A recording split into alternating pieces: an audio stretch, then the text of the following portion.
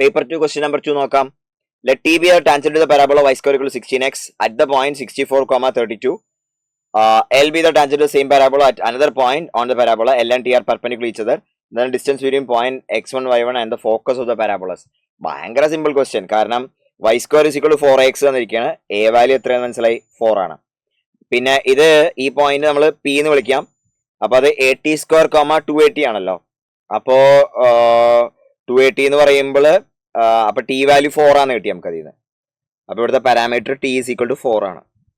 പിന്നെ ഈ point Q ആയിട്ട് എടുക്കുക. ക്യൂവിന്റെ കോർഡിനേറ്റ് നമ്മൾ 81 സ്ക്വയർ 281 എടുക്കുക. ഇനി പിയിലും ക്യൂയിലും വരച്ചിരിക്കുന്ന ടാൻജൻസ് എന്താണെന്ന് മനസ്സിലായിരിക്കുന്നത്? പെർപെൻഡിക്കുലറാ എന്ന് പറയുന്നത് എക്സ്ട്രീമിറ്റീസ് ഓഫ് ഫോക്കൽ കോഡ് ആണ്. എന്ന് പറഞ്ഞു കഴിഞ്ഞാൽ അതിന്റെ പാരാമീറ്റർ എന്ന് പറയുന്നത് നെഗറ്റീവ് റെസിപ്രോക്കൽ ആണ്. അപ്പൊ T1 എന്ന് പറഞ്ഞ സാധനം -1/4 ആ. അപ്പൊ ക്യൂവിന്റെ കോർഡിനേറ്റ്സ് എന്താണെന്ന് വളരെ എളുപ്പത്തിൽ കിട്ടി. സിമ്പിൾ ആണ്.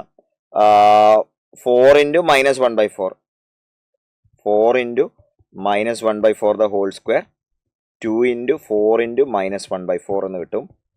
അപ്പോൾ this comes out to be 1/4, -2 ആണ് കിട്ടും. എന്ത്? ക്യൂവിന്റെ കോർഡിനേറ്റ്സ് കിട്ടും. ഇനി it's the distance from focus ആ ചോദിച്ചിരിക്കണേ. അപ്പോൾ ഫോക്കസ് A,0 ആണ്, 4,0 ആണ്.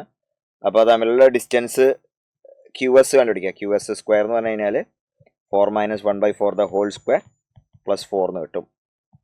അപ്പോൾ 15 സ്ക്വയർ ഡിവൈഡഡ് ബൈ 4 സ്ക്വയർ +4 എന്ന് കിട്ടും.